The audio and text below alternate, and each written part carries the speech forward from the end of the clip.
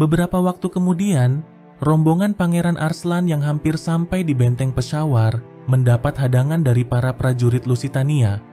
Untungnya, Narsus yang sudah lebih dulu sampai di benteng Peshawar datang untuk membantu mereka. Sesaat kemudian, mereka akhirnya sampai di benteng Peshawar, yang menjadi benteng terkuat yang menjaga wilayah kerajaan Pars di bagian timur. Saat pertempuran di Atropaten berlangsung, Peshawar tidak mengirimkan satupun prajuritnya demi menjaga keamanan di perbatasan, dan kini mereka dalam kondisi siap untuk bertempur. Kedatangan Pangeran Arslan pun langsung disambut oleh Kishwar dan juga Bahman. Keduanya adalah komandan pasukan Pars yang bertugas melindungi benteng tersebut. Sementara itu, kehadiran Alfrid di antara mereka lantas membuat Elam sedikit kesal. Terlebih di saat melihat tingkah Alfrid yang bersikap sok akrab dengan Narsus. Padahal, ia dan Narsus baru saja bertemu. Mereka berdua pun tak hentinya berdebat sepanjang malam. Kishwar sendiri telah mengirim beberapa orang kepercayaannya untuk menyusup ke ibu kota Ekbatana. Namun, hingga kini mereka belum juga kembali.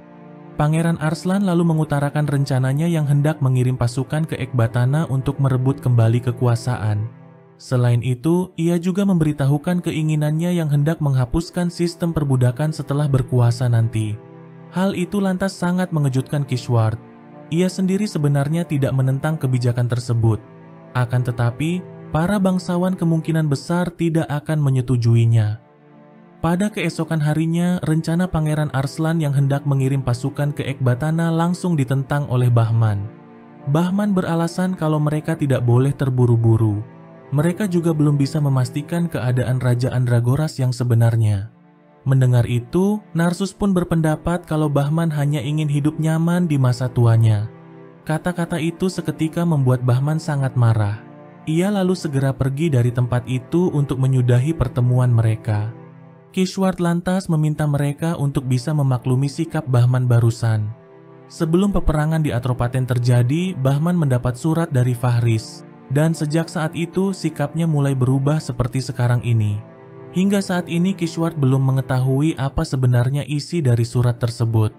Mendengar itu, Daryun lantas teringat kembali dengan pesan sang paman, yang memintanya untuk terus berada di sisi Pangeran Arslan apapun yang terjadi. Sementara itu, tampak Bahman yang sangat menyesali apa yang telah diketahuinya. Jika saja ia tidak tahu, mungkin dirinya kini bisa melayani Pangeran Arslan tanpa beban apapun. Ia pun tak hentinya bertanya-tanya, kenapa Fahris masih mau melayani Pangeran Arslan? Padahal ia sudah tahu fakta yang sesungguhnya. Di lain sisi, Pangeran Arslan kembali teringat bahwa sejak kecil ia tak pernah tahu kalau dirinya adalah seorang pangeran.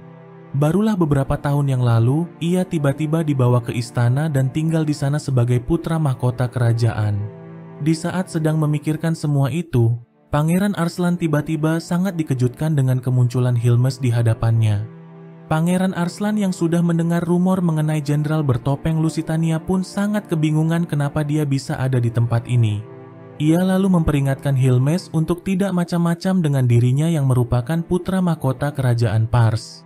Mendengar itu, Hilmes pun tak hentinya tertawa. Kemudian mengatakan kalau dirinya akan membuat Pangeran Arslan mati secara perlahan, untuk membalaskan semua penderitaan yang telah dialaminya selama 16 tahun terakhir. Pangeran Arslan pun berusaha menahan tebasan pedang pria itu. Akan tetapi, Hilmes masih terlalu kuat baginya. Pangeran Arslan yang sangat panik lalu mengambil obor api dan mengarahkannya pada Hilmes. Dan tanpa diduga, hal itu membuat Hilmes sangat panik dan juga ketakutan. Ia masih mengalami trauma berat atas apa yang terjadi pada 16 tahun yang lalu. Sesaat kemudian, Narsus bersama yang lainnya akhirnya datang ke tempat itu dan langsung menyerang Hilmes. Di saat Pangeran Arslan menanyakan siapa dia sebenarnya, Hilmes lalu memperkenalkan dirinya sebagai putra Osros, Raja Pars sebelumnya. Setelah mengatakan itu, ia lalu bergerak cepat menuju Pangeran Arslan untuk membunuhnya. Namun, Bahman langsung menggunakan tubuhnya sebagai tameng untuk melindungi Pangeran Arslan. Ternyata, Bahman sudah mengetahui siapa orang di balik topeng itu, karena dirinya lah orang yang telah melatih Hilmes menggunakan pedang sejak masih kecil. Hilmes pun tak memahami kenapa Bahman menghalangi dirinya. Bahman lantas beralasan kalau teman baiknya Fahris telah memintanya untuk melindungi Pangeran Arslan, dan ia tak bisa menolaknya. Bahman kemudian meminta Hilmes untuk segera pergi. Sadar jika dirinya sudah dikepung, Hilmes kemudian segera kabur dari tempat itu.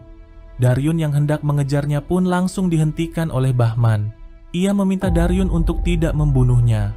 Dengan demikian, garis keturunan keluarga kerajaan Pars yang sesungguhnya tidak akan berakhir. Mendengar itu lantas sangat mengejutkan mereka semua. Di saat-saat terakhirnya, Bahman pun hanya bisa meminta maaf dan berharap agar Pangeran Arslan menjadi raja yang hebat. Di tengah rasa kesedihan itu, seorang prajurit tiba-tiba melaporkan bahwa pasukan Sindura yang berjumlah puluhan ribu orang mulai mendekati daerah perbatasan mereka. Pangeran Arslan dan yang lainnya kemudian langsung mendiskusikan langkah apa yang akan mereka ambil. Setelah mengingat kembali pesan dari Bahman, Pangeran Arslan pun memutuskan untuk menghadapi Sindura terlebih dahulu sebelum berangkat menuju Ekbatana. Sejak Raja Karikala dari Sindura jatuh sakit, dua putranya pun saling berselisih untuk memperebutkan tahta sang ayah. Guna memperkuat posisi dan kuasanya, pangeran kedua Sindura yang bernama Rajendra kemudian memutuskan untuk menyerang kerajaan Pars. Ia yakin jika berhasil membawa kemenangan ke ibu kota kerajaan, pasti akan memperkuat posisinya sebagai putra mahkota. Sementara di lain sisi, Kiswar telah mengumpulkan semua pasukannya untuk menghadapi pasukan Rajendra. Walau sudah diminta untuk tinggal di benteng, tapi Pangeran Arslan tetap ingin ikut ke medan pertempuran. Ia tak ingin hanya berdiam diri dan menyaksikan yang lainnya berjuang. Daryun dan Narsus lantas meminta Pangeran Arslan untuk tidak khawatir, karena mereka pasti akan kembali membawa kabar baik. Di lain sisi, tampak Hilmes yang menyaksikan pergerakan pasukan Pars dari kejauhan. Walau memiliki kesempatan untuk kembali menyerang Pangeran Arslan, tapi kali ini Hilmes memutuskan untuk kembali ke Ekbatana. Sementara itu, Daryun sedikit khawatir dengan jumlah pasukan mereka yang terlalu sedikit jika dibandingkan dengan pasukan Sindura. Akan tetapi, Narsus berkata bahwa ia sudah mempunyai rencana. Ia juga mengatakan kalau Sindura tidak memperhatikan 3 prinsip dalam berperang, yang mana itu adalah waktu, medan, dan juga mental bertarung. Di lain sisi, pasukan Sindura yang dipimpin oleh Rajendra sudah semakin dekat seiring dengan hari yang semakin gelap. Bawahannya lalu menyarankan mereka untuk beristirahat sejenak, karena cuaca dingin di pegunungan yang mereka lewati akan membuat prajurit mereka sangat kelelahan. Namun, Rajendra menolak dan memerintahkan mereka untuk terus berjalan. Secara tiba-tiba, para prajurit Pars yang dipimpin oleh Kiswar datang menyerang mereka. Ternyata, ini adalah bagian dari rencana Narsus. Narsus sangat yakin jika para prajurit Sindura akan sangat kesulitan bertarung di tengah cuaca yang sangat dingin, karena kerajaan Sindura sendiri terletak di wilayah yang hanya memiliki musim panas saja. Pasukan Sindura pun dibuat semakin kewalahan ketika Daryun bersama pasukannya juga datang menyerang mereka. Kendati demikian, Rajendra masih cukup yakin jika pasukannya bisa memenangkan peperangan. Di tengah pertempuran sengit itu, para prajurit Sindura dikejutkan dengan kemunculan pasukan lain yang tiba-tiba menyerang mereka dari atas tebing. Mereka pun dibuat semakin panik lagi di saat menyadari jika pasukan itu membawa bendera pasukan pangeran pertama Sindura yang bernama Gadevi. Namun, semua itu ternyata hanyalah tipuan belaka yang sudah direncanakan oleh Narsus. Elam dan Alfred yang menyamar sebagai prajurit Sindura kemudian mulai menakut-nakuti mereka untuk segera mundur jika tak ingin mati. Alhasil, strategi itu sukses membuat semua prajurit Sindura Kalangkabut berusaha kabur dari tempat itu. Namun secara tiba-tiba, tanah yang mereka injak mulai retak dan juga terbelah. Ternyata saat ini mereka sedang berada di atas danau yang membeku. Dan lagi-lagi, ini adalah bagian dari rencana Narsus yang dengan sengaja memandu mereka ke sana. Menyadari bahwa dirinya sudah kalah, Rajendra kemudian hendak kabur menyelamatkan dirinya sendiri. Tapi Narsus dan yang lainnya langsung menghentikan dan juga menangkapnya.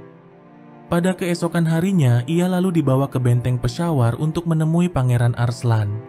Alih-alih menghukumnya, Pangeran Arslan malah menjamunya dengan sangat baik sebagai sesama pangeran. Setelah jamuan itu, Pangeran Arslan lalu mengutarakan tujuannya yang ingin menjadikan Rajendra sebagai sekutunya. Ia bersedia membantu Rajendra untuk memperoleh tahta kerajaan Sindura. Tapi sebagai gantinya, Rajendra harus mau membantu kerajaan Pars menghadapi kerajaan Lusitania. Awalnya, Rajendra tidak menanggapi serius tawaran tersebut. Narsus kemudian coba menggertaknya dengan mengatakan bahwa ia akan mengabari orang-orang yang ada di Sindura bahwa Rajendra dan Pangeran Arslan telah bersekutu untuk melakukan penyerangan ke ibu kota kerajaan Sindura. Dan tentunya itu akan membuat Rajendra dicap sebagai seorang pengkhianat. Mendengar itu, lantas membuat Rajendra sangat panik dan juga kesal. Ia pun tak punya pilihan lagi selain menerima apa yang ditawarkan oleh Pangeran Arslan. Pada bulan Desember tahun 320, Pangeran Arslan bersama Rajendra mulai bergerak menuju Sindura. Selama di perjalanan, mereka mendapat hadangan dari para prajurit Sindura yang berada di bawah perintah Pangeran Gadevi. Tapi Daryun bersama dengan para prajuritnya berhasil memukul mundur mereka. Hal itu lantas membuat Rajendra semakin kagum dengan kemampuan yang dimiliki oleh para pasukan Pars. Kendati sudah bersekutu, namun Daryun masih belum sepenuhnya percaya terhadap Rajendra. Di antara para prajurit Rajendra, terdapat seorang penyusup bernama Jaswan yang ditugaskan oleh penasehat Gadevi yang bernama Mahendra untuk berpura-pura menjadi pengikut Rajendra. Jaswan juga diperintahkan untuk menghentikan Rajendra dengan segala macam cara. Pada awal tahun 321, Pangeran Arslan memimpin pasukan Pars merayakan tahun yang baru. Di tengah perayaan itu, Rajendra mengusulkan sesuatu pada Pangeran Arslan, yang mana ia ingin masing-masing dari mereka mengambil jalur yang berbeda untuk menyerang Gadevi dari dua arah. Tapi Daryun langsung menolak untuk menerima rencana tersebut, sebab Rajendra sendiri masih belum bisa dipercaya, dan bisa saja mereka hanya ingin dijadikan sebagai umpan oleh Rajendra. Yang lainnya juga ikut menolak usulan Rajendra tersebut. Namun berbeda dengan Narsus, yang malah meminta Pangeran Arslan untuk menyetujuinya. Tapi dengan sebuah syarat, Rajendra harus memberikan mereka perbekalan, peta, dan juga seorang pemandu sebagai jaminan. 2 hari kemudian, mereka pun bersiap untuk kembali melanjutkan perjalanan menuju Sindura seperti rencana Rajendra. Dan secara kebetulan, Jaswan adalah orang yang ditugaskan sebagai pemandu bagi Pangeran Arslan. Di saat memperkenalkan dirinya, Jaswan dengan cepat langsung menebas seekor ular berbisa yang hendak menggigit Pangeran Arslan. Beberapa waktu kemudian, mereka akhirnya sampai di benteng Gujarat kerajaan Sindura. Daripada menumpahkan darah untuk bisa melewati wilayah itu, Narsus lalu menyarankan agar mereka mengirimkan utusan terlebih dahulu ke benteng tersebut. Jaswan dan Gif lantas dikirim ke benteng itu sebagai utusan Pangeran Arslan. Kedatangan mereka pun langsung disambut oleh Gauvin, yang merupakan penguasa di benteng tersebut. Gif lalu mengutarakan tujuan kedatangan mereka untuk mengajukan gencatan senjata dan juga meminta izin agar pasukan Pars dibiarkan melewati benteng ini. Awalnya, Gauvin menolak mentah-mentah tawaran itu, karena hal itu akan membuat Gadevi sangat marah. Tapi Gif sudah mengantisipasi penolakan tersebut. Ia mengatakan jika Rajendra berhasil merebut tahta Sindura, Rajendra akan memberikan hak istimewa pada Gauvin berupa tanah atau jabatan apapun yang diinginkannya. Mendengar itu, lantas membuat Gauvin mulai berubah pikiran. Ia lalu meminta waktu 1 hari pada Gif untuk memberikan jawabannya. Pada malam harinya, Jaswan mendatangi Gauvin secara diam-diam untuk memberitahukan bahwa dirinya adalah utusan penasihat Gadevi yang ditugaskan untuk menghentikan rencana Rajendra. Jaswan lalu mengatakan bahwa semua yang dikatakan oleh Gif hanyalah omong kosong belaka, karena utusan yang dikirim oleh Pars untuk menawarkan gencatan senjata hanyalah sebagai pengalih perhatian, agar pasukan Pars bisa melewati benteng Gujarat secara diam-diam. Mengetahui itu, lantas membuat Gauvin sangat marah dan kesal. Setelah melihat betapa kuatnya pasukan Pars, Jaswan lalu menyarankan untuk tidak menghadapi mereka secara langsung. Ia pun sudah mempunyai sebuah rencana, yang mana mereka hanya akan menyerang prajurit perbekalan yang ada di barisan belakang rombongan pasukan Pars. Tanpa adanya perbekalan, Jaswan sangat yakin jika pasukan Pars tidak akan bisa sampai ke tujuan. Pada saat tengah malam, Jaswan yang telah kembali ke barisan pasukan Pars hendak memberikan pertanda bagi Gauvin untuk melakukan penyerangan. Namun, aksinya langsung dipergoki oleh Gif, yang sedari awal sudah mengikuti gerak-geriknya. Sementara di lain sisi, Gauvin yang tak kunjung mendapat aba-aba dari Jaswan memutuskan untuk melakukan penyerangan. Tapi betapa kagetnya mereka di saat menyadari bahwa yang mereka serang bukanlah prajurit yang membawa perbekalan, melainkan para pasukan pemanah Pars yang bersembunyi di dalam kereta perbekalan. Alhasil, serangan kejutan itu sukses membunuh Gauvin beserta banyak para prajuritnya. Sementara yang lainnya memutuskan untuk kabur setelah melihat tuan mereka sudah tewas. Di sisi lain, Gif juga berhasil mengalahkan Jaswan dan juga menahannya. Pada keesokan harinya, Pangeran Arslan menanyakan alasan Jaswan mengkhianati mereka. Jaswan pun langsung menegaskan bahwa dirinya adalah orang Sindura, dan ia hanya setia dan patuh terhadap Mahendra. Ia rela melakukan semua ini karena sudah menganggap Mahendra sebagai ayahnya sendiri. Jaswan sendiri tidak mengetahui siapa orang tuanya, dan Mahendra lah orang yang telah membesarkannya hingga seperti sekarang ini. Jaswan pun sudah pasrah jika hidupnya akan segera berakhir di sini. Tapi setelah mendengar pengakuan Jaswan, Pangeran Arslan kemudian memutuskan untuk melepaskannya dan membiarkannya pergi. Setelah mendengar ucapan Bahman sebelum tewas, Narsus dan Daryun pun mulai menduga jika Pangeran Arslan bukanlah anak Raja Andragoras. Ia juga mungkin bukanlah keturunan keluarga kerajaan Pars. Dan saat ini Pangeran Arslan mungkin sudah menyadari hal itu. Di saat Pangeran Arslan sedang merenungi akan siapa dirinya yang sebenarnya, Daryun kemudian datang dan berkata bahwa ia akan selalu berada di sisi Pangeran Arslan apapun yang terjadi. Mendengar itu lantas membuat Pangeran Arslan sangat terharu. Berpindah menuju kota Urayur yang menjadi ibu kota kerajaan Sindura, Pangeran Gadevi pun dibuat sangat murka di saat mengetahui bahwa Gujarat telah jatuh hanya dalam waktu 3 hari. Mahendra kemudian coba menenangkannya dengan berkata bahwa mereka masih memiliki pasukan gajah perang yang tak akan mungkin bisa dihadapi oleh pasukan kerajaan Pars. Bahkan, Raja Andragoras sekalipun tak sanggup menang melawan pasukan gajah mereka. Beberapa hari kemudian, Pangeran Arslan mendapat kabar bahwa pasukan gajah perang yang dipimpin oleh Gadevi telah bergerak meninggalkan ibu kota Sindura, dan saat ini Rajendra bersama pasukannya sedang menghadang mereka. Narsus pun tidak terlalu kaget dengan berita tersebut, karena hal itu sudah seperti yang ia prediksi sebelumnya. Narsus kemudian mulai mengatur sebuah rencana untuk menghadapi Gadevi bersama pasukannya. Walau pasukannya hanya berjumlah 50.000 prajurit saja, tapi Rajendra tetap percaya diri menghadapi 150.000 pasukan gajah perang yang dibawa oleh saudara tirinya itu. Beberapa waktu kemudian, Jaswan kembali dan melaporkan kegagalannya di benteng Gujarat. Hal itu lantas membuat Gadevi sangat marah dan hendak menghabisinya. Tapi Mahendra langsung menenangkannya dan memohon agar Gadevi memberikan Jaswan kesempatan sekali lagi. Jaswan pun hanya bisa meminta maaf pada Mahendra karena ia telah membawa banyak masalah padanya. Tapi Mahendra berkata kalau Jaswan tidak melakukan kesalahan apapun karena taktik Pars memang sangat sulit untuk mereka tandingi. Mahendra kini lebih khawatir pada Gadevi yang terlalu kasar terhadap bawahannya, dan jika terus begini, Gadevi akan kehilangan kepercayaan dari para bawahannya. Mendengar itu, Jaswan pun langsung teringat dengan Pangeran Arslan, yang sangat dipercayai dan juga dihormati oleh para bawahannya. Tak lama kemudian, Gadevi memutuskan untuk membagi 2 pasukannya. Satu pasukan akan pergi ke benteng Gujarat untuk menyerang Pangeran Arslan. Sementara satunya lagi akan menghadapi pasukan Rajendra. Narsus pun sudah mempunyai sebuah rencana untuk mengantisipasi hal itu. Sementara di tempat yang berbeda, pertempuran sengit terjadi di antara pasukan yang dipimpin oleh Rajendra dan Gadevi. Pasukan gajah milik Gadevi pun berhasil memukul mundur pasukan garis depan milik Rajendra.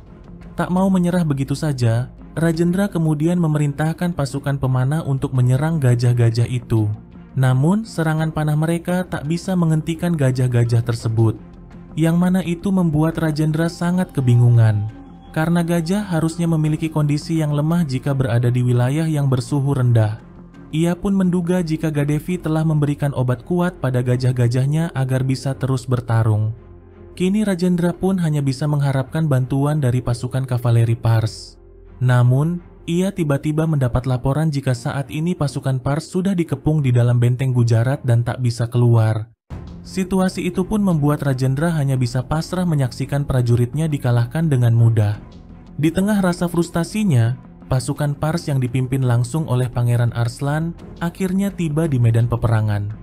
Di saat itu juga, Daryun dan yang lainnya kemudian langsung menyerang para prajurit Gadevi. Rajendra pun sangat kebingungan kenapa Pangeran Arslan bisa ada di sini. Karena sebelumnya ia mendengar bahwa mereka telah terkepung di benteng Gujarat. Dan ternyata, semua itu berkat rencana cerdik yang dibuat oleh Narsus. Setelah berhasil memasuki benteng Gujarat, para prajurit Gadevi tak menemukan siapapun ada di sana, selain boneka kayu menyerupai prajurit yang digunakan untuk mengelabui mereka. Sementara Pangeran Arslan bersama pasukannya menggunakan gerbang belakang benteng untuk pergi menuju medan peperangan. Melihat pasukan Pars yang telah bergabung ke medan peperangan, Gadevi lalu memerintahkan semua pasukan gajahnya untuk maju menyerang. Melihat itu, Daryun bersama prajurit berkudanya kemudian maju membentuk sebuah barisan. Akan tetapi mereka tiba-tiba berbelok arah dan menuju suatu tempat. Menyadari ada yang tidak beres, Jaswan kemudian menyarankan Gadevi untuk segera menarik mundur pasukan gajahnya. Tapi Gadevi sama sekali tidak menghiraukannya. Ia bahkan ikut maju untuk menyerang. Sementara itu, Daryun dan prajurit berkudanya terus memancing pasukan gajah Gadevi menuju suatu tempat. Melihat ada sesuatu di balik pepohonan, pasukan gajah Gadevi kemudian berusaha untuk berhenti. Namun, gajah-gajah yang mereka tunggangi tak mau berhenti karena pengaruh obat kuat yang mereka berikan. Dan secara tiba-tiba, para prajurit Pars yang bersembunyi di balik pepohonan langsung menembak mereka dengan tombak besar yang sudah dilumuri dengan racun sebelumnya. Alhasil, semua gajah-gajah itu berhasil ditumbangkan hanya dalam waktu sekejap. Dan kini hanya menyisakan gajah yang ditunggangi oleh Gadevi. Daryun pun langsung bergerak cepat untuk menghabisinya. Di saat Gadevi sudah terpojok, Jaswan tiba-tiba datang dan langsung membawanya kabur dari tempat itu. Faranggis yang tak mau membiarkan mereka lolos kemudian mulai membidik mereka dengan panahnya. Akan tetapi, Pangeran Arslan langsung memintanya untuk tidak melepaskan tembakan. Ini adalah kali kedua Pangeran Arslan menyelamatkan Jaswan. Peperangan yang terjadi di Padang Chandigarh pun akhirnya berakhir dengan kemenangan bagi Pangeran Arslan dan juga Rajendra. Sementara itu, Gadevi yang telah kembali ke ibu kota benar-benar marah atas kekalahannya. Alih-alih berterima kasih pada Jaswan, ia malah marah dan kesal karena Jaswan telah membawanya pergi dari medan peperangan. Yang mana itu berarti bahwa ia sudah mengakui kekalahannya. Setelah melihat tingkah Gadevi, Mahendra pun kini menyadari bahwa ia telah salah dalam memilih orang yang harus dilayaninya. Ia lalu meminta Jaswan untuk tidak berkecil hati dan juga merasa bersalah. Karena jika Jaswan tidak menyelamatkannya, mungkin saat ini Gadevi sudah terbunuh. Beberapa waktu kemudian, Raja Karikala akhirnya sadarkan diri setelah tertidur cukup lama. Gadevi kemudian langsung coba mengambil hati sang ayah, dengan mengatakan bahwa adiknya Rajendra telah berusaha membunuhnya dan juga merebut tahta. Ia lalu meminta sang ayah untuk menghentikan perselisihan di antara mereka dengan menghukum Rajendra dan juga mengangkat dirinya sebagai penerus tahta sang ayah. Namun, sang ayah sama sekali tidak percaya dengan semua ucapannya. Sang ayah lalu berkata akan memutuskan penerusnya melalui duel di hadapan para dewa. Berita itu pun langsung disampaikan kepada Rajendra. Duel di hadapan para dewa adalah semacam ritual penyelesaian masalah yang ada di kerajaan Sindura, yang mana dua pihak yang berkonflik harus saling bertarung dengan adu senjata, dan pemenangnya akan dianggap sebagai pihak yang benar. Kedua belah pihak yang berkonflik juga diperbolehkan mengirim utusan mereka untuk berduel. Karena itulah Rajendra lalu meminta Daryun untuk menjadi utusan menggantikan dirinya berduel. Awalnya, Daryun tak mau memberikan jawaban karena keputusannya ada pada Pangeran Arslan. Setelah mendengarkan permohonan Rajendra, Pangeran Arslan pun setuju untuk mengirim Daryun sebagai utusannya. Gadevi yang mendapat kabar bahwa Rajendra memilih Daryun sebagai utusannya, lantas membuatnya sangat kesal dan juga marah. Ia tak bisa menerima bahwa adiknya itu memilih orang Pars sebagai perwakilan untuk menentukan takdir kerajaan mereka. Selain itu, ia juga sudah mengetahui betapa kuatnya Daryun saat di pertempuran sebelumnya. Tak ada pilihan lagi, Gadevi lalu memerintahkan Mahendra untuk membebaskan Bahadur. Walau Mahendra mengatakan jika itu cukup berbahaya, tapi Gadevi sama sekali tidak menghiraukannya.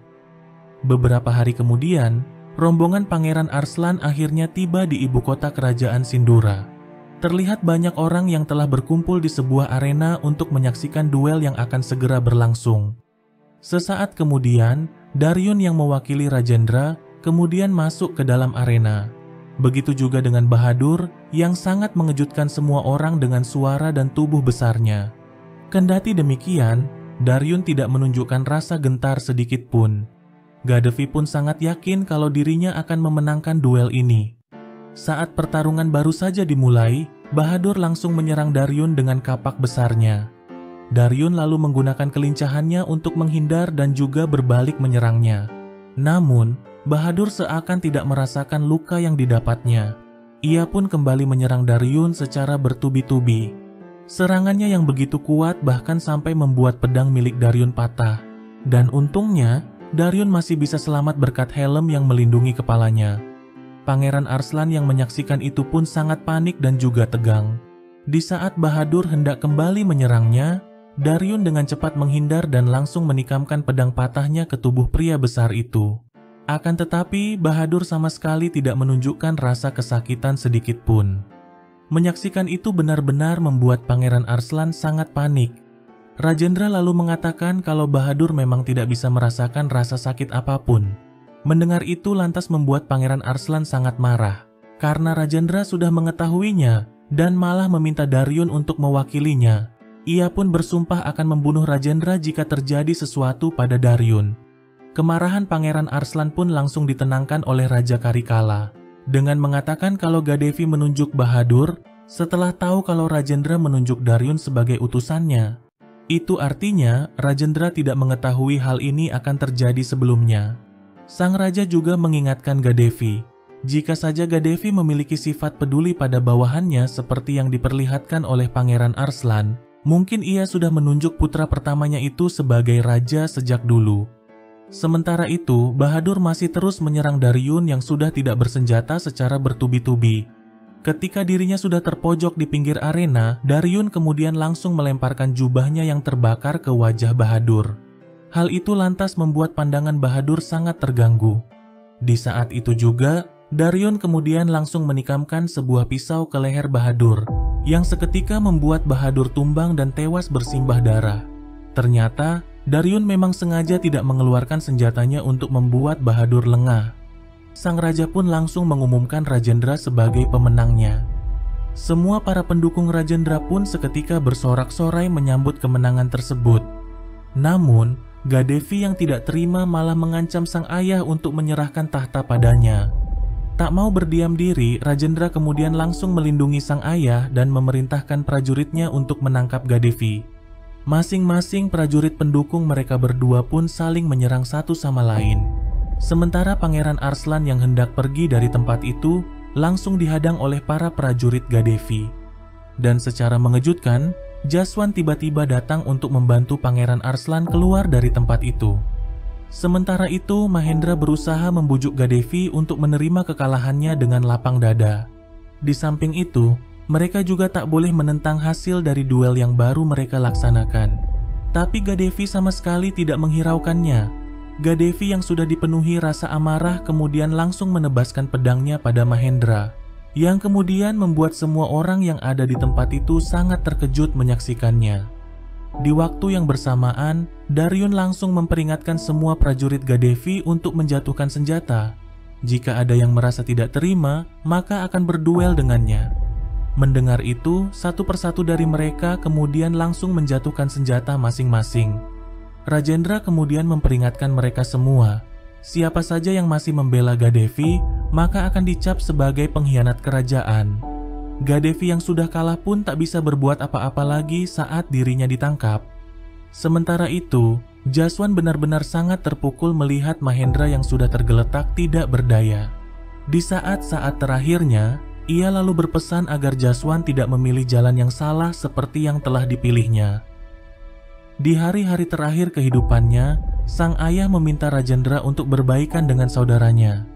Rajendra lantas berkata kalau ia memang tidak berniat untuk membunuh sang kakak dan hendak memindahkannya ke kuil untuk memperbaiki diri.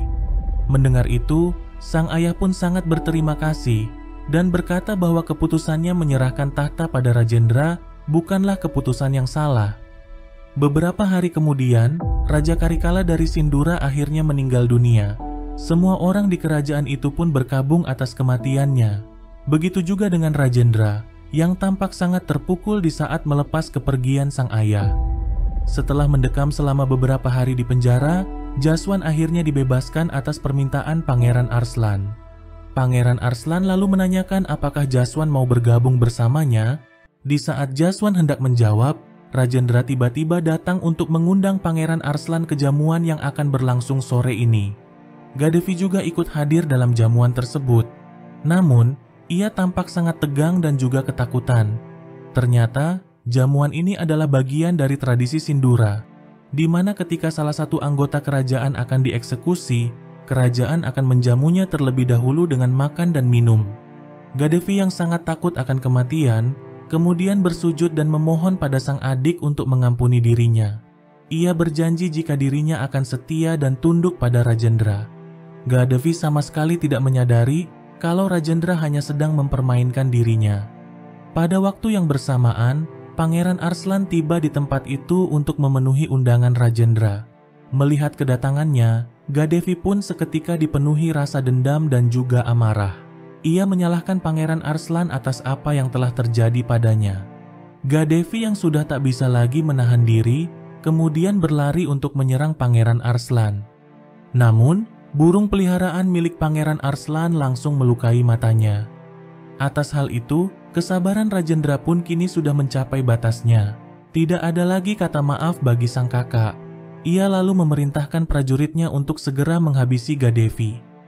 Pada keesokan harinya, kepala Gadevi pun dipajang di depan istana sebagai peringatan bagi yang lainnya. Setelah berhasil merebut tahta kerajaan Sindura, kini saatnya bagi Rajendra untuk menepati janjinya pada Pangeran Arslan. Ia berkata akan memberikan bantuan apapun kecuali wilayah kekuasaan.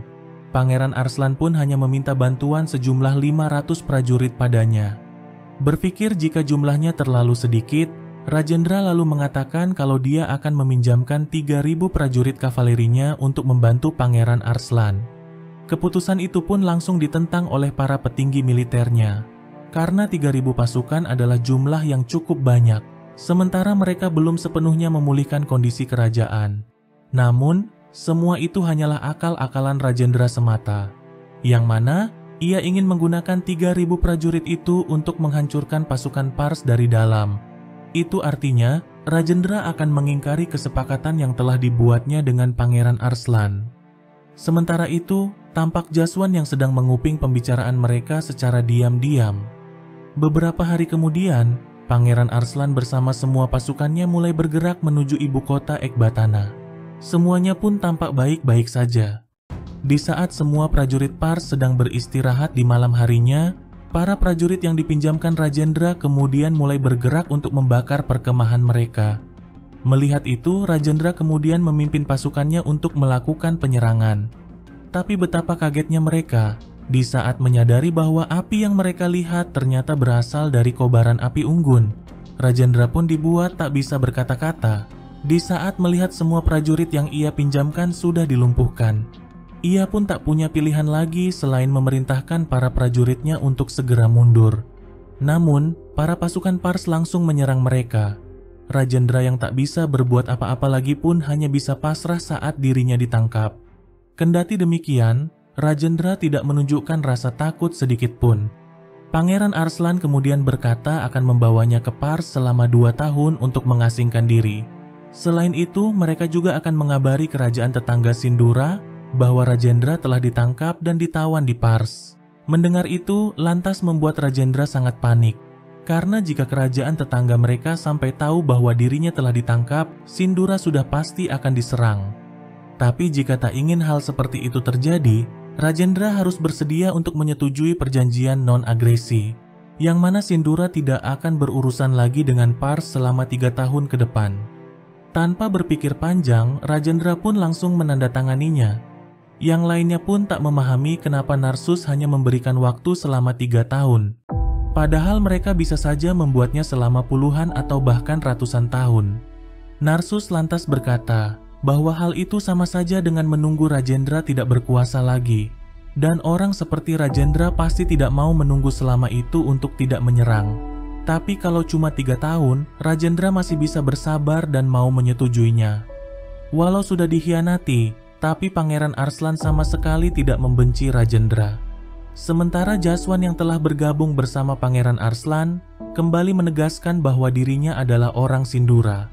Jika Pars dan Sindura kembali terlibat dalam peperangan, Jaswan tetap akan memihak tanah kelahirannya dan bertarung melawan Pars.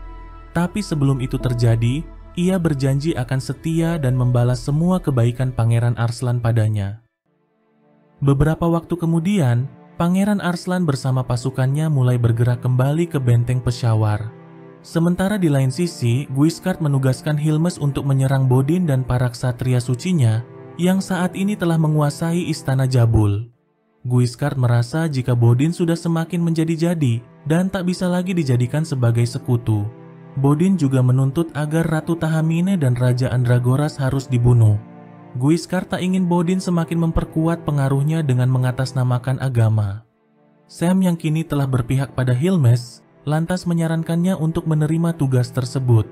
Karena seperti yang diketahui, para ksatria suci yang dipimpin oleh Bodin merupakan pasukan Lusitania yang cukup sulit dikalahkan.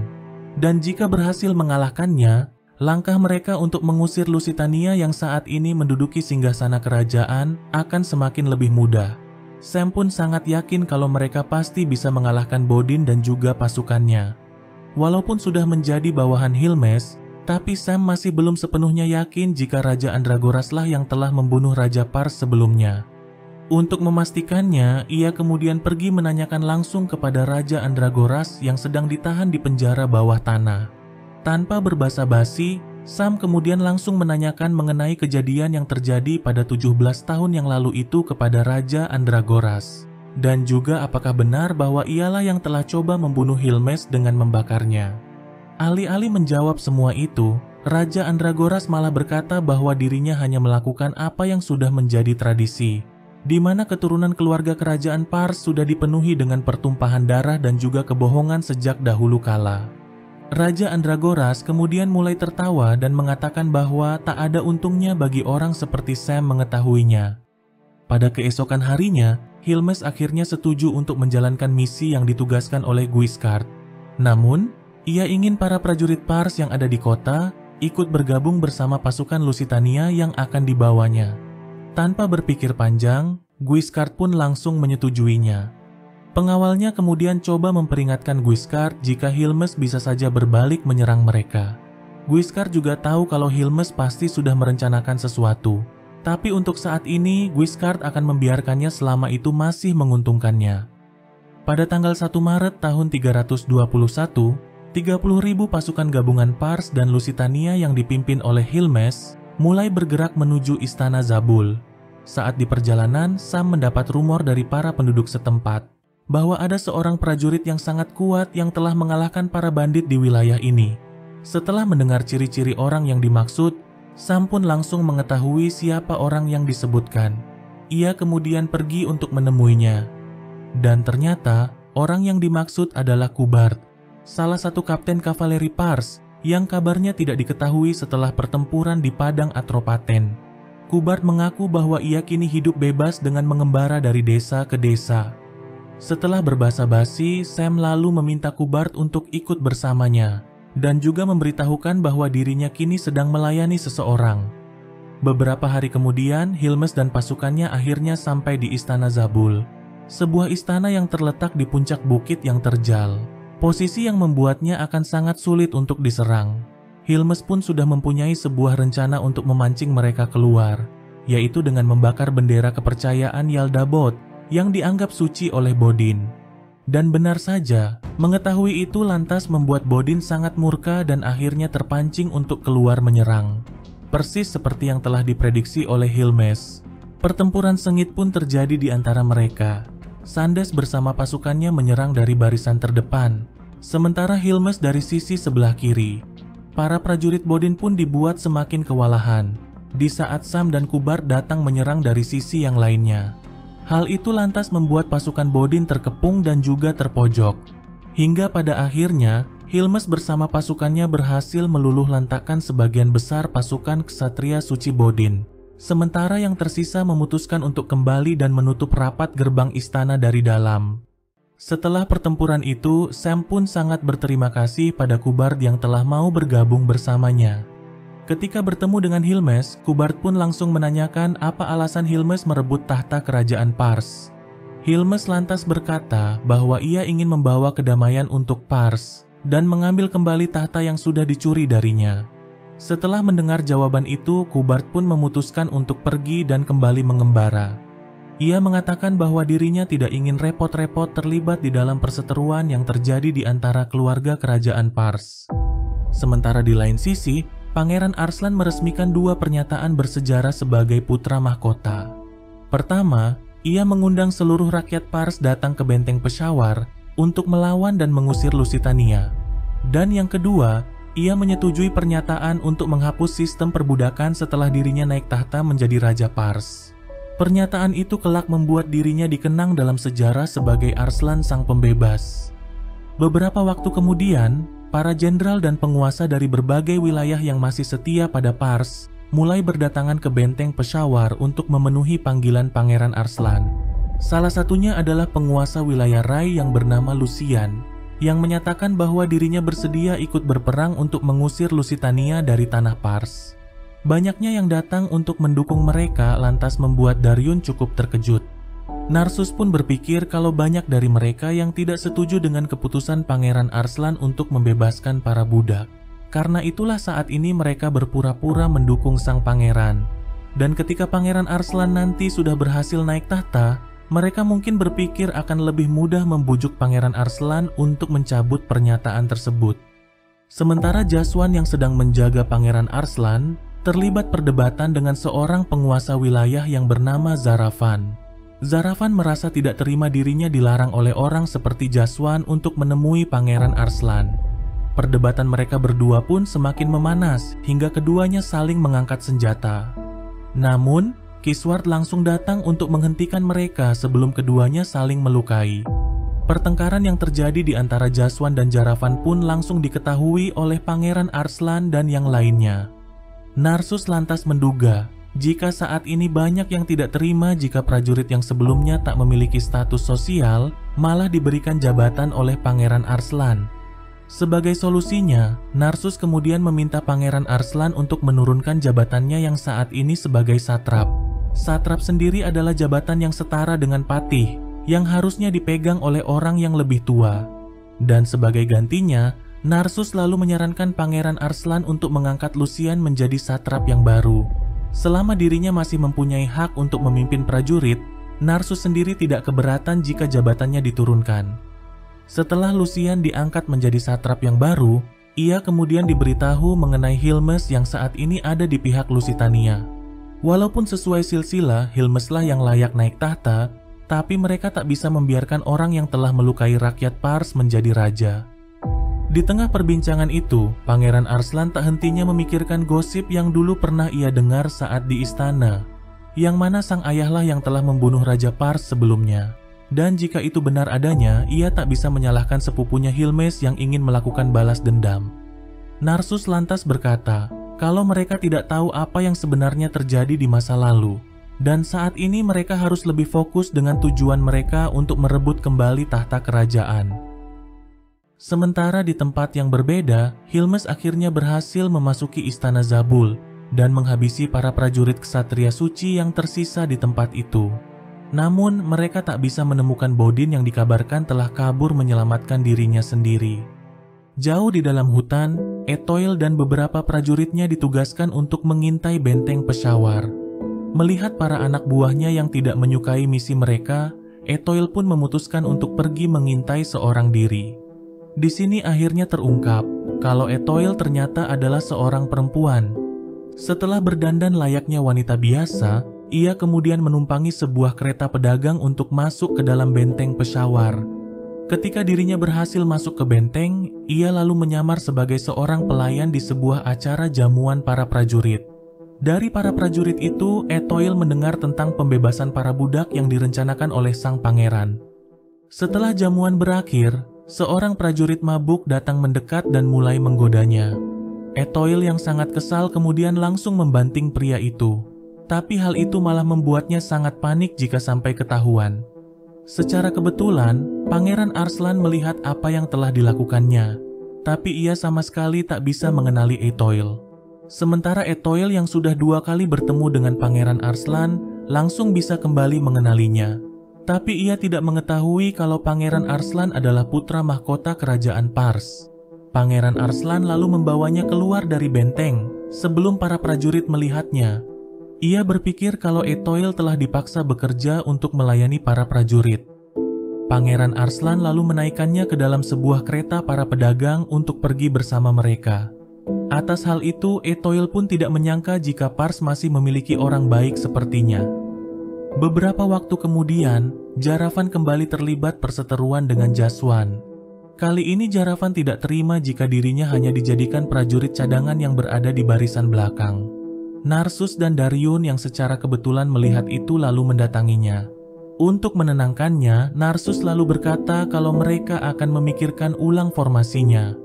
Keributan yang terjadi lantas membuat Darion benar-benar kewalahan, mengingat bahwa mereka akan segera berangkat esok harinya. Narsus pun sudah mempunyai sebuah rencana untuk mengatasi hal itu. Di malam harinya, Pangeran Arslan mengadakan jamuan malam yang terakhir sebelum berangkat menuju Ekbatana. Di tengah suasana yang tenang itu, Gif malah bersitegang dengan seorang prajurit yang bernama Esvan. Esvan sangat marah di saat mengetahui kalau Gif lah yang telah membunuh kakaknya Shapur. Gif lantas berdalih kalau dirinya hanya membebaskan Shapur dari penderitaan. Dan oleh karena itu, Esvan harusnya berterima kasih padanya. Mendengar itu lantas membuat Esvan sangat marah dan langsung menyerangnya. Semua mata pun langsung tertuju pada mereka berdua. Namun, pertikaian itu langsung dihentikan oleh Faranggis. Di waktu yang bersamaan, Pangeran Arslan dan Darion tiba di tempat itu. Dan secara mengejutkan, Darion langsung memukul Gif. Dengan alasan bahwa Gif lah yang bersalah karena telah memancing amarah Esvan dan perbuatannya itu sudah sangat kelewatan. Pangeran Arslan pun membuat sebuah keputusan yang sangat mengejutkan, yang mana ia memutuskan untuk mengusir Gif dari pasukannya. Semua orang yang ada di tempat itu pun sangat terkejut mendengarnya. Tanpa banyak bicara, Gif kemudian segera pergi meninggalkan tempat itu. Namun, semua itu hanyalah sandiwara yang telah direncanakan oleh Narsus sebelumnya. Narsus ingin memperlihatkan kepada semua orang bahwa Pangeran Arslan bisa bersikap tegas. Dan juga untuk meredakan ketidakpuasan para petinggi terhadap orang-orang yang dekat dengan Pangeran Arslan. Kendati demikian, Pangeran Arslan merasa tidak enak pada Gif atas apa yang telah dilakukannya. Narsus lalu berkata kalau Gif sudah bersedia mengambil peran sebagai orang jahat. Di samping itu, ia juga telah memberikan sebuah misi pada Gif untuk mencari seseorang. Karena itulah mereka tak perlu khawatir padanya. Pada keesokan harinya, Pangeran Arslan bersama semua pasukannya mulai bergerak menuju ibu kota Ekbatana. Tujuan pertama mereka adalah benteng Saint Immanuel milik Lusitania, yang terletak di jalur utama yang akan mereka lewati menuju ibu kota Ekbatana. Kalau ingin maju, mau tak mau mereka harus merebut benteng tersebut. Penjaga benteng itu adalah seorang kepala pustakawan kerajaan saat di Lusitania. Berhubung dia bukan orang militer, hal itu akan memberikan sedikit keuntungan bagi mereka. Tapi sebelum menuju ke sana, mereka harus lebih dulu melewati benteng Kasum, yang baru-baru ini dibangun oleh Lusitania untuk mengawasi gerak-gerik mereka. Jaravan dan 2 orang petinggi lainnya kemudian meminta izin untuk melakukan penyerangan ke benteng tersebut. Mereka ingin menunjukkan kehebatan mereka di hadapan Pangeran Arslan. Tapi Narsus menolak dan berkata kalau mereka tak perlu melakukan pertarungan yang tidak dibutuhkan. Selain itu, Pangeran Arslan juga berkata bahwa ia tak ingin kehilangan prajurit dalam pertarungan yang tidak perlu. Pada keesokan harinya, perjalanan mereka pun kembali berlanjut. Tak lama kemudian, Jaravan, Esvan dan juga Tus yang berada di barisan terdepan akhirnya sampai di benteng Kasum lebih dulu. Melihat benteng itu yang hanya dijaga oleh beberapa prajurit, mereka kemudian memutuskan untuk melakukan penyerangan dan mengabaikan perintah Pangeran Arslan. Dan secara tiba-tiba, para prajurit Lusitania menjatuhkan gelondongan kayu dan bebatuan dari atas tebing untuk menyerang dan juga menjebak mereka. Setelah mengetahui kalau Jaravan dan pasukannya kini terjebak di pegunungan, Pangeran Arslan lalu memerintahkan regu penyelamat untuk mencari mereka. Narsus pun berkata kalau ia telah mengirim Elam dan Alfred untuk melakukan pengintaian. Setelah keduanya kembali, mereka akan segera mengirim regu penyelamat. Di malam harinya, Alfred dan Elam akhirnya kembali dan tidak mendapatkan hasil apapun. Mereka tak bisa menemukan keberadaan Jaravan dikarenakan banyaknya tebing curam di wilayah ini. Di saat mereka semua mengalami kebuntuan, tiba-tiba terdengar suara alunan musik dari atas tebing. Sementara di tempat yang berbeda, Jaravan dan pasukannya yang tersisa sudah terkepung dan tak bisa berbuat apa-apa lagi. Namun secara tak terduga, Daryun bersama yang lainnya datang untuk menyelamatkan mereka. Ternyata, Giflah yang telah memberitahukan keberadaan Jaravan melalui alunan musiknya. Zaravan, Tus, dan Esvan pun tidak memahami kenapa Pangeran Arslan mau repot-repot datang menyelamatkan mereka. Padahal ia bisa saja mengorbankan mereka dan terus melanjutkan perjalanan. Pangeran Arslan lantas berkata, kalau ia ingin sebanyak mungkin dari mereka bisa selamat walaupun akan berperang. Mendengar itu lantas membuat mereka bertiga sangat terharu. Mereka lalu bersumpah akan selalu setia kepada Pangeran Arslan. Sementara itu, Faranggis mendatangi Gif yang akan segera pergi, hanya untuk menyampaikan pesan permintaan maaf Pangeran Arslan karena sudah sering merepotkannya. Pergerakan Pangeran Arslan menuju Ekbatana dengan 60.000 prajurit pun segera diketahui oleh Guiscard. Hilmes yang telah kembali ke Ekbatana lalu berkata bahwa dirinya akan menghancurkan Arslan dan semua pasukannya. Tapi Guiscard harus meminjamkan 70.000 prajurit Lusitania untuk bergabung bersama 30.000 prajurit miliknya. Hilmes sangat yakin jika dirinya bisa meluluh lantakan pasukan Arslan hanya dalam sekali serang. Mendengar itu, Guiscard pun langsung menyetujuinya. Di malam harinya, Alfred dan Elam yang telah sampai di ibu kota Ekbatana mulai melakukan pengintaian seperti yang ditugaskan pada mereka. Saat berada di sebuah kedai, mereka mendengar info dari para prajurit jika Lusitania sudah menyiapkan sebanyak 100.000 pasukan untuk menghadapi Pars. Setelah mendapatkan informasi itu, mereka berdua lalu kembali untuk melaporkannya pada Narsus. Di lain sisi, Hilmes mendatangi Raja Andragoras di penjara bawah tanah, hanya untuk memberitahukan bahwa dirinya akan segera menghabisi putranya Pangeran Arslan. Namun, Raja Andragoras sama sekali tidak terprovokasi dengan ucapannya. Ia malah tertawa dan berkata bahwa Hilmes adalah seorang pengecut yang meminjam kekuatan musuh untuk melengsarkannya. Pada keesokan harinya, Hilmes memimpin 100.000 pasukan gabungannya untuk berperang melawan pasukan Pangeran Arslan. Setelah mendapat informasi dari Elam dan juga Alfred, Narsus pun tidak menyangka jika Lusitania akan mengirim pasukan sebanyak itu. Padahal, ia telah sengaja mengurangi jumlah pasukan mereka untuk mengelabui Lusitania. Selain itu, Elam juga memberitahukan jika seseorang bernama Sam yang berada di antara prajurit Pars ada di pihak musuh. Pangeran Arslan kemudian meminta Narsus untuk mengatur rencana mereka selanjutnya. Selain itu, ia juga meminta Daryun untuk melatih para prajurit mereka yang masih pemula dan belum tahu cara menggunakan senjata. Berpindah menuju benteng Saint Immanuel, sebuah benteng tua yang sudah lama tidak digunakan oleh Pars. Di saat Lusitania menyerang, mereka memperbaikinya dan menjadikannya sebagai benteng mereka. Penguasa benteng itu adalah seorang pustakawan kerajaan Lusitania yang bernama Barkasion. Etoil juga ada di benteng tersebut. Ia merasa tidak terima jika orang Pars seperti Hilmes dan pasukannya diizinkan memasuki benteng ini. Akan tetapi, Barkasion berkata kalau ia tak bisa berbuat apa-apa karena ini adalah perintah langsung dari Raja Lusitania. Beberapa saat kemudian, Hilmes bersama seluruh pasukannya akhirnya tiba di benteng itu untuk menghadapi Arslan dan pasukannya.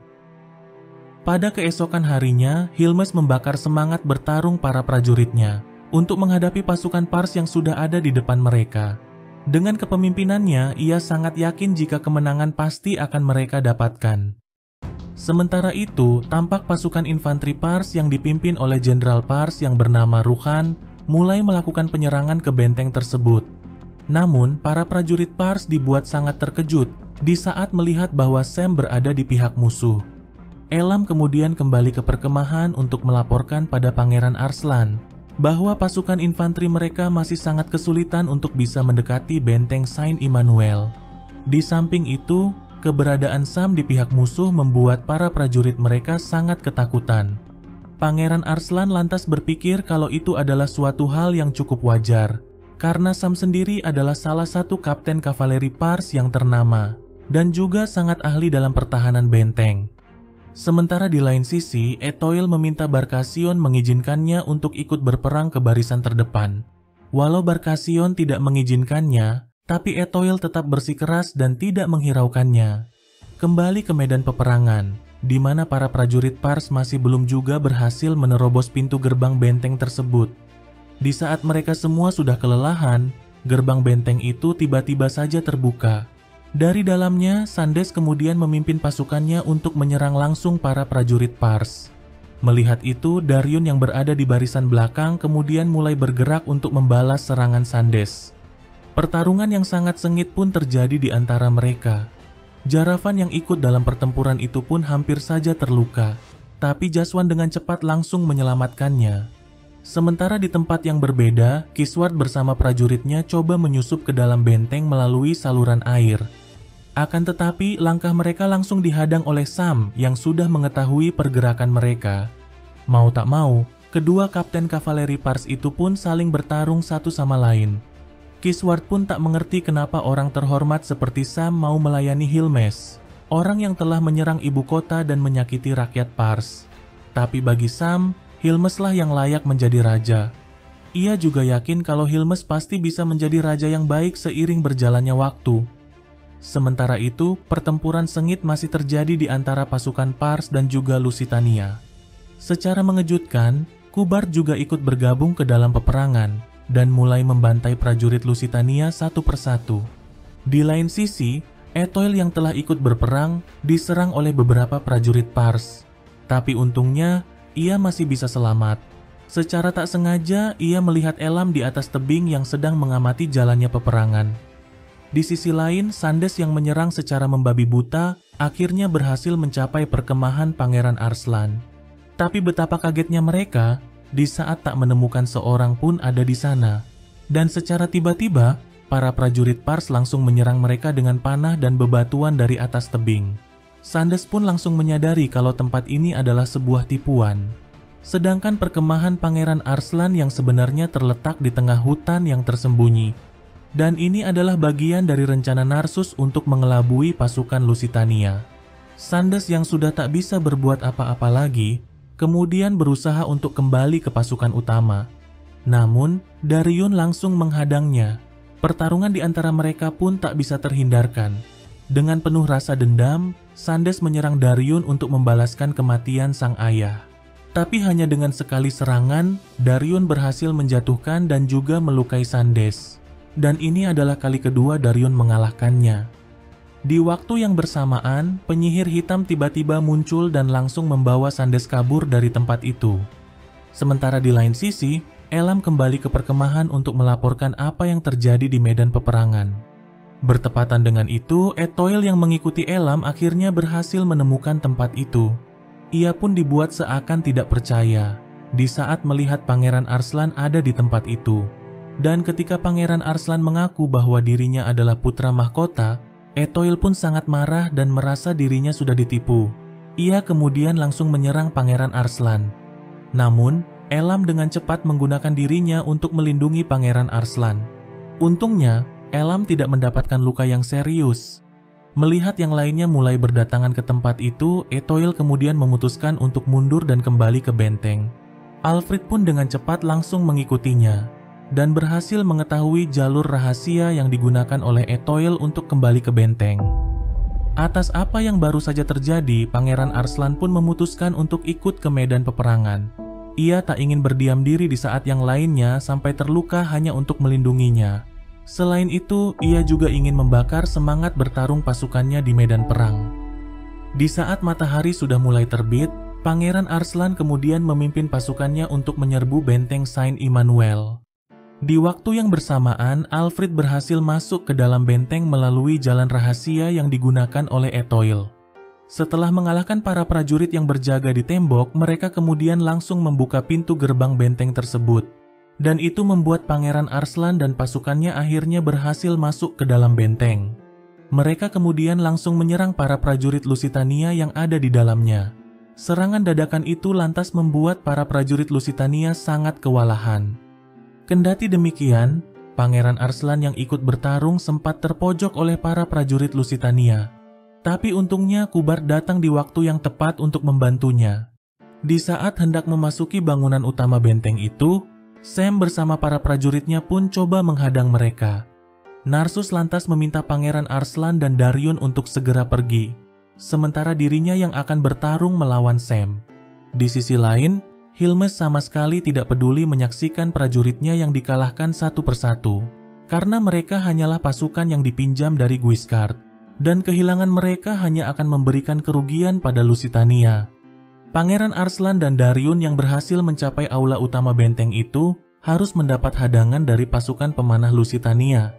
Kendati demikian, mereka berhasil melewati tempat itu berkat bantuan Faranggis. Sedangkan itu, Sam akhirnya memutuskan untuk mundur setelah melihat para prajurit Pars yang berdatangan semakin banyak. Kembali pada Pangeran Arslan yang akhirnya bertemu dengan Hilmes yang sudah menunggu kedatangannya. Dengan penuh rasa dendam, Hilmes lalu berkata bahwa ia akan membuat Pangeran Arslan merasakan penderitaan yang amat pedih, sebagai balasan atas apa yang telah dialaminya selama belasan tahun ini. Pangeran Arslan pun seakan mengerti dengan rasa sakit yang telah dilaluinya. Namun, seluruh rakyat Pars juga mengalami penderitaan yang sama akibat perbuatannya, dan ia memiliki tanggung jawab untuk membangun kembali kerajaan Pars. Untuk mewujudkannya, maka dirinya harus menjadi Raja Pars selanjutnya. Mendengar itu lantas membuat Hilmes sangat marah dan langsung menghunus pedangnya.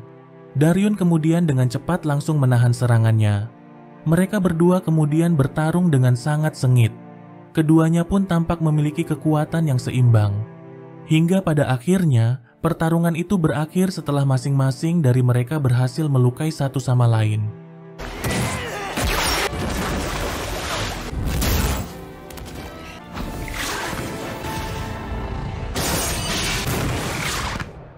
Sebelum dibawa pergi oleh sang penyihir hitam, Hilmes berkata kalau dia belum ingin membunuh Darion, sebelum Darion merasakan kekalahan yang sesungguhnya. Sementara itu, Pangeran Arslan benar-benar dibuat sangat terkejut di saat melihat beberapa pelayan wanita yang memilih untuk mengakhiri hidup mereka.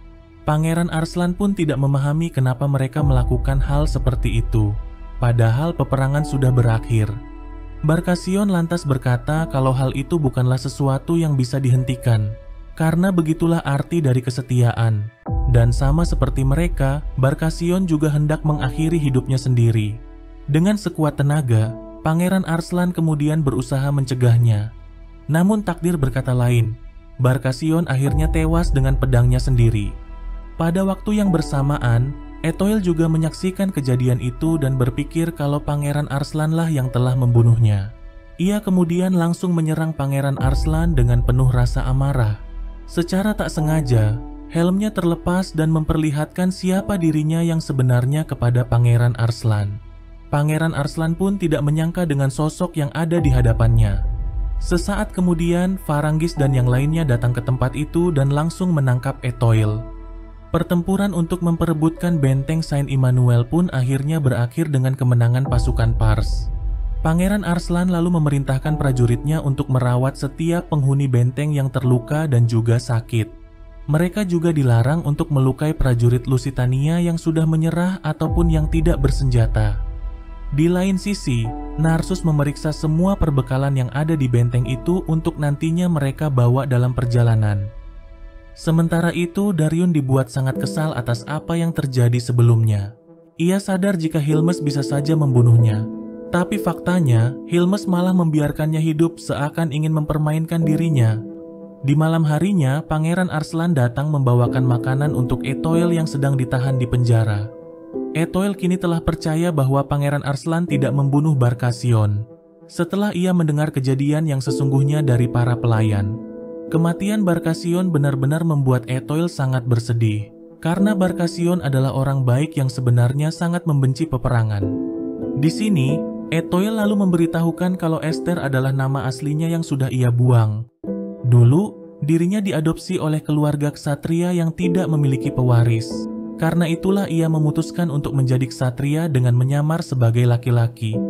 Ketika Pangeran Arslan menanyakan cara untuk menghindari peperangan dengan Lusitania, Ethoil lantas berkata kalau hal itu tidak mungkin terjadi. Selama Pars tidak mau mengikuti ajaran dan keyakinan mereka, selama itu pula Lusitania akan selalu berperang melawan kerajaan Pars.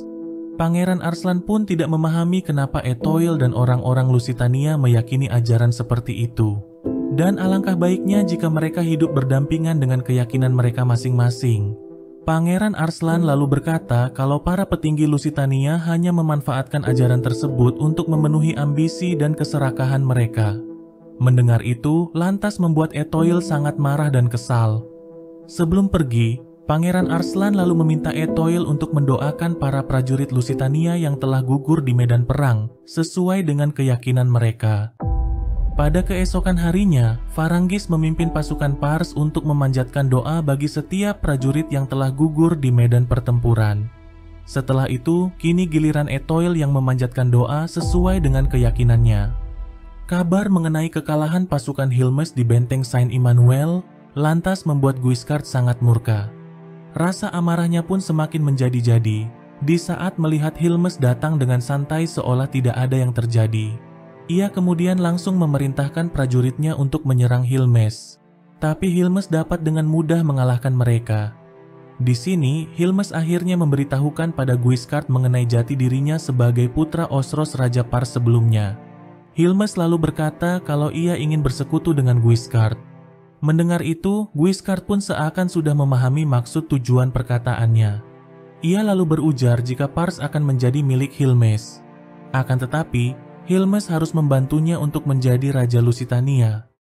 Sebelum rombongan Pangeran Arslan kembali melanjutkan perjalanan, mereka lebih dulu membakar benteng Saint-Emmanuel. Narsus khawatir jika benteng ini nantinya akan dijadikan markas oleh para bandit, dan tentunya hal itu akan menjadi masalah bagi mereka di kemudian hari. Beberapa saat kemudian, Pangeran Arslan bersama semua pasukannya kembali melanjutkan perjalanan menuju ibu kota Ekbatana. Ethoil bersama para penghuni benteng Saint-Emmanuel juga ikut bersama mereka.